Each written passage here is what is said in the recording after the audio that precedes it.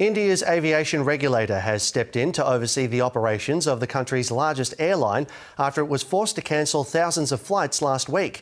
IndiGo has been ordered to cut 10% of its winter schedule after it failed to plan ahead for a new wave of rules aimed at improving conditions for pilots.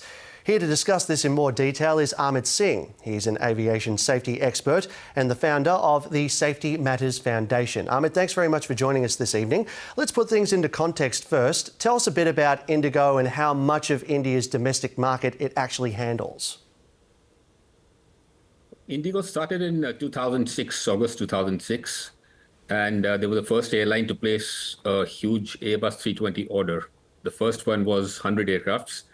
Then as years went by, they placed more orders, 200, 500. Currently, they're operating with a fleet of almost 400 Airbus 320 and ATR 72. So it's the biggest airline in India with a market share of 65%. So they're in a dominant position currently.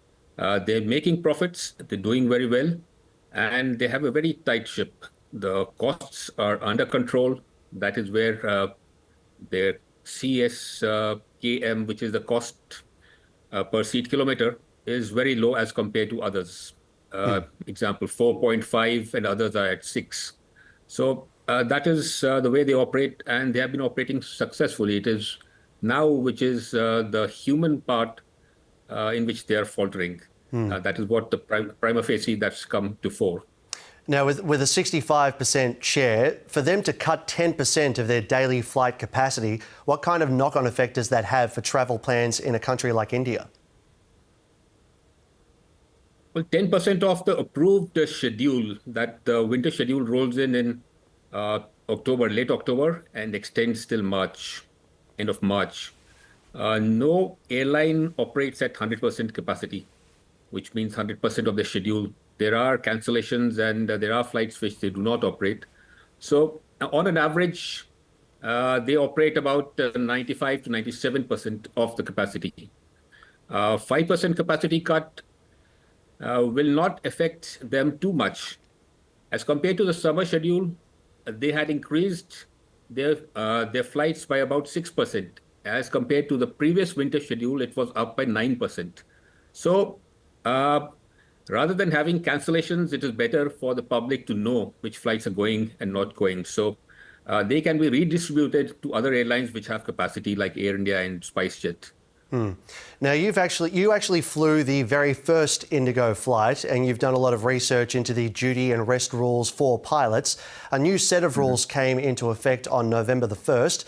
Talk us through those rules. Do they actually improve conditions for pilots? The safety is basically a balance between production and protection.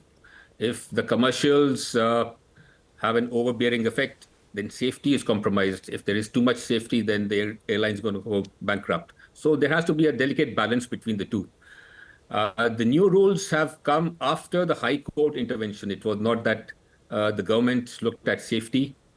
It was after a number of pilots went medically down, temporarily or permanent, because of cardiac issues. There were a couple of deaths at the airport. Pilots died because of heart attack.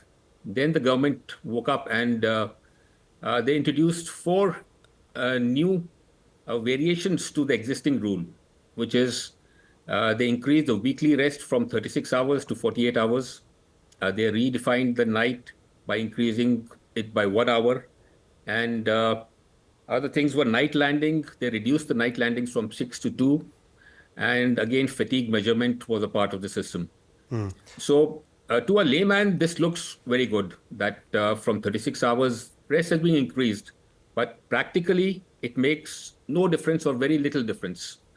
If, for example, if you haven't slept the whole night, and if I tell you to sleep during the day, that will not compensate my night sleep, because night is the time when the body repairs. That is what is required for the body.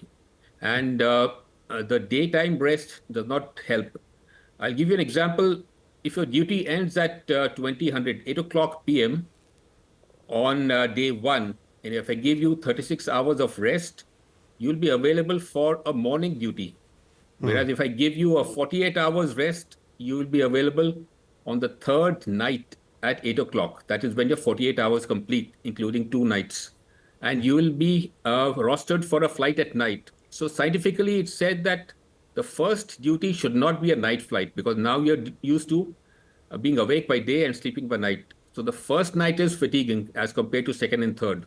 So this 48 hours can be detrimental and adds no effect except for optics.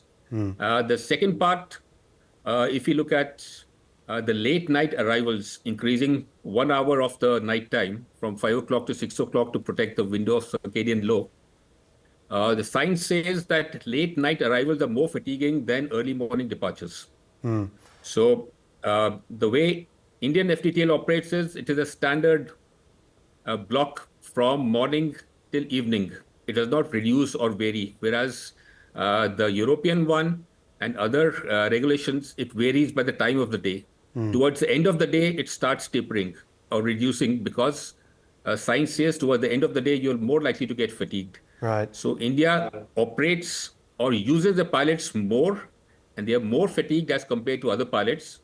So that 1 hour of additional rest in the morning or increasing the night from 5 o'clock to 6 o'clock has no effect practically. So these are all kind of optics to show a common man that we have done enough, but practically doesn't do any good. It sounds like some pretty extreme cases that you've listed there. Why did the Indian aviation regulator grant IndiGo a one-time exemption from these rules? This was a desperate measure. So they had enough time. The rules came in January 2024. So the airlines gave a representation in Feb that we will not be able to implement them. And we need some more time, or rather a review of this.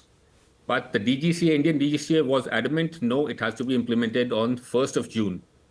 So probably the Federation of Indian Airlines, all the airlines went up beyond the DGCA towards the ministry or beyond, and they got a waiver. So that was put in abeyance. This is not the first time it has been put under abeyance. This is the third time since 1992. And thereafter, the pilot unions, pilot bodies, associations, they went to the High Court. And the High Court gave an order that it has to be implemented because it is in the interest of the pilots as a fatigue mitigation plan. Now, another condition that's also been brought in is that Indian pilots are required to give 6 to 12 months notice if they want to quit. It sounds like turnover in the industry is quite high. What's your stance on having such a big gap, 6 to 12 months? The contractual notice period is 3 months.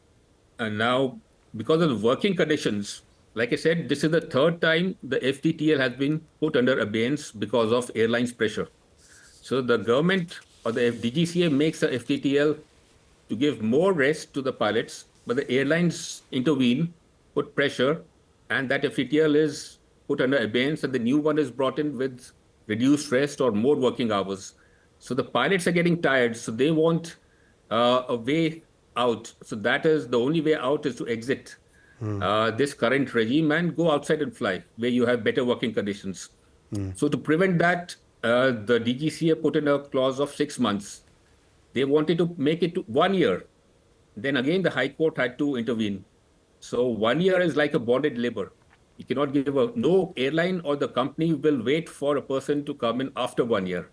So, and even they went to the extent to pressurize the government to approach the International Civil Aviation Organization in the last session that there should be a means to stop pilots from moving over to other airlines abroad, which was rejected by ICAO.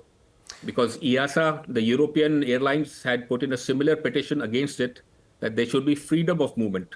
So talent has to move freely wherever required. And what ICAO also said that India should step up its training. If there is more demand, then you can increase your training because there is no dearth of resources and manpower in India. So that can always be done. But you cannot lower your cost by, firstly, having a discriminatory working condition and not letting people go out. So that is the bigger issue. It sounds like it's going to be quite a turbulent time there, pardon the pun there, Amit. But Amit Singh from the Safety Matters Foundation, thank you very much for your time this evening. Thank you.